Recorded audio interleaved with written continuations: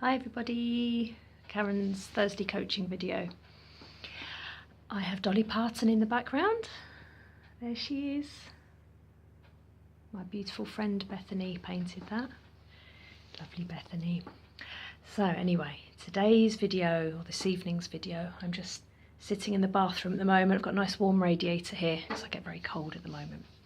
So I wanted to make a video coming back to the whole narcissism series, recovery from narcissistic abuse, narcissistic relationships, or narc for short.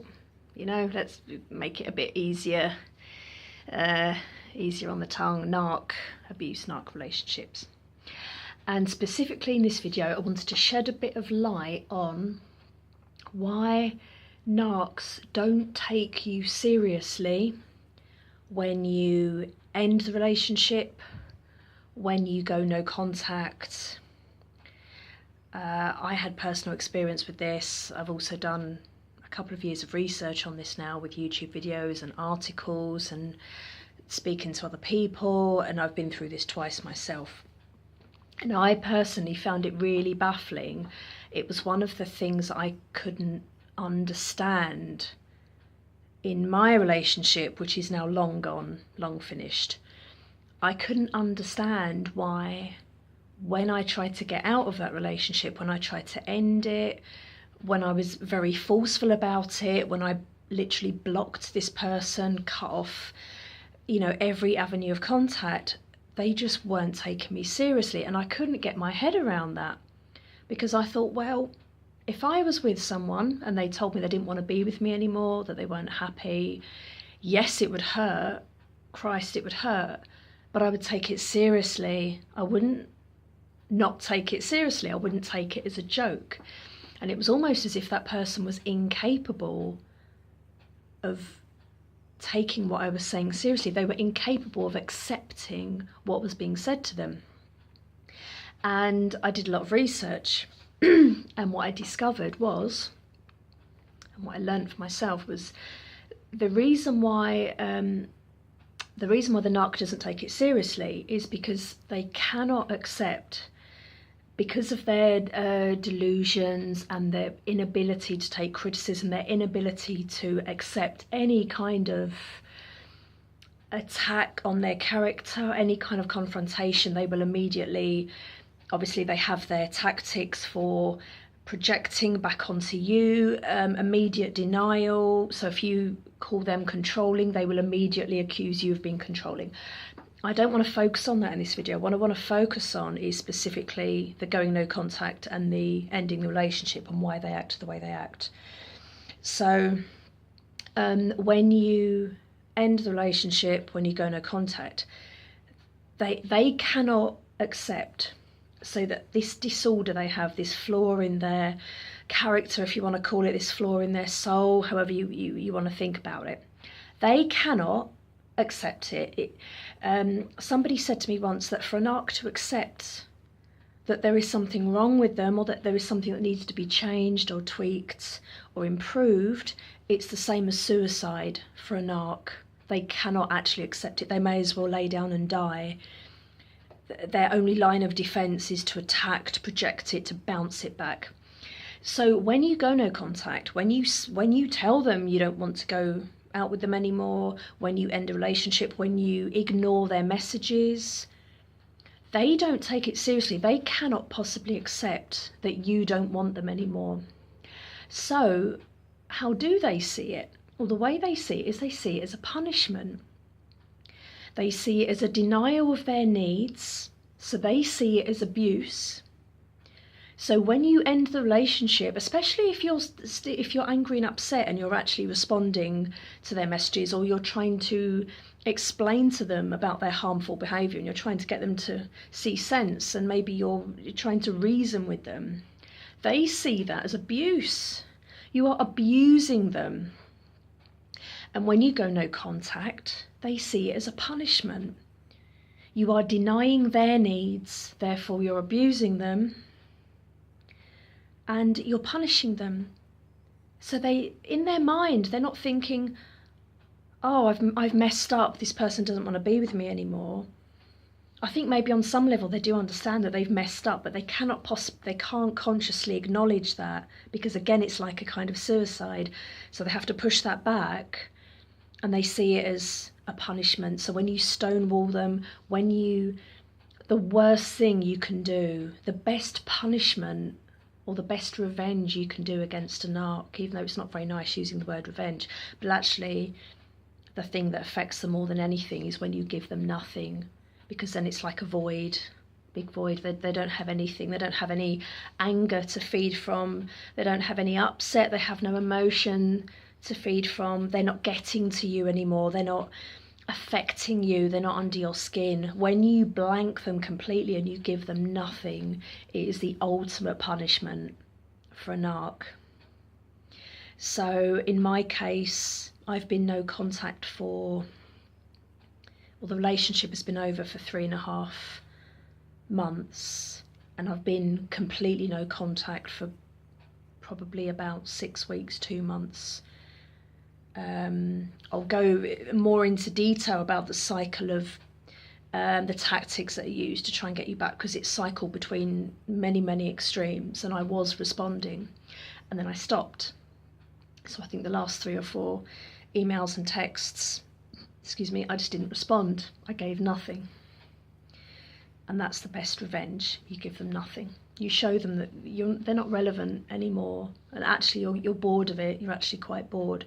When you know you're getting bored, it's a very big step forward. You know you've really made steps forward, and it may still take time to really have peace with what you've been through, and it may always affect you, but it's still a very big step forward to go from having that rage and that upset and that confusion and that, those feelings of how could they have done this, how could they say those things, how could they do those things, how can they behave in such a manner, to go from that to, oh God, here we go again, boring. You've made a big step forward. Okay, so this video is just to focus on what it means to the narc when you go no contact. They don't take it seriously because they just see it as a punishment. You're punishing them. So on some level, they know they've done bad. They know they've messed up. And you are the punitive parent. If you want to look into the psychology of where narcissists come from, how they're created, you are the punitive parent. You are punishing them by giving them nothing, no response, no emotion. Because to a narc, any response is better than nothing. If they can get your anger, that makes them happy.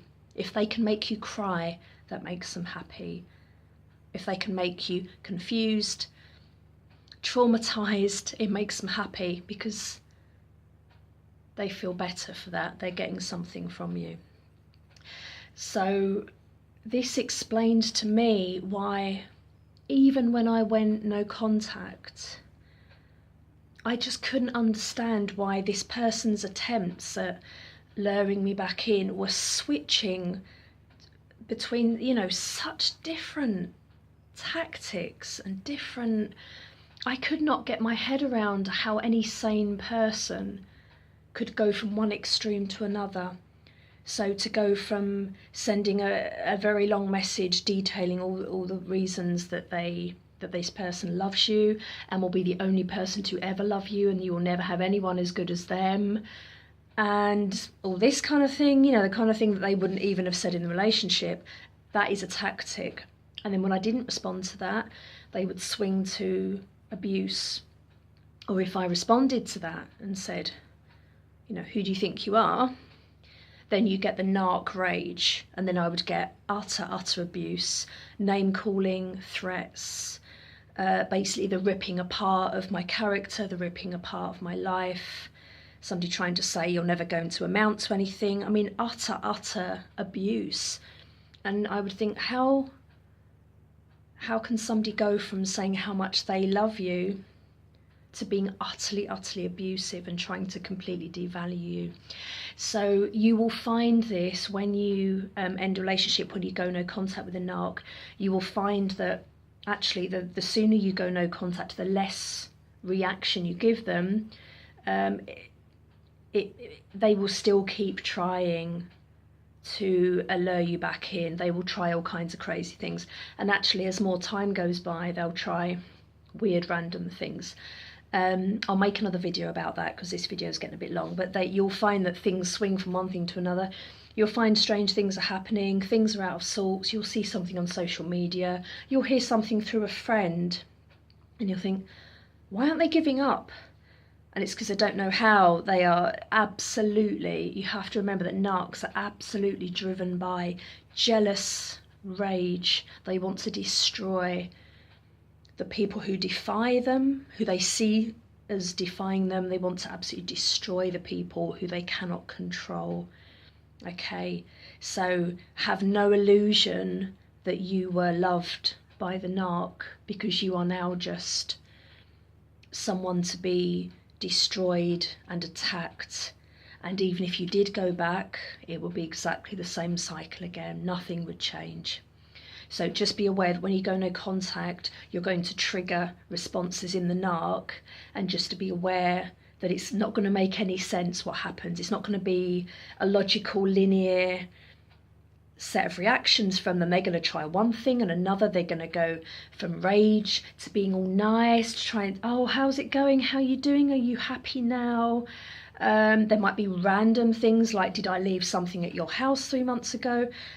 Things that you know you don't have at the house. They'll try anything, okay? So just be aware, going no contact triggers something in the narc. But all they're trying to do is get some supply from you. Supply is just attention. They're just trying to get some attention. You don't actually mean anything to that person. So anyway, I'll stop the video there. Really hope this has helped somebody. I'm learning so much about this, and I want to, I've recovered from abuse twice myself, and I want to make these videos to help other people. So if you like this video, if you want to share it with your friends, share it with anyone, please like, please subscribe.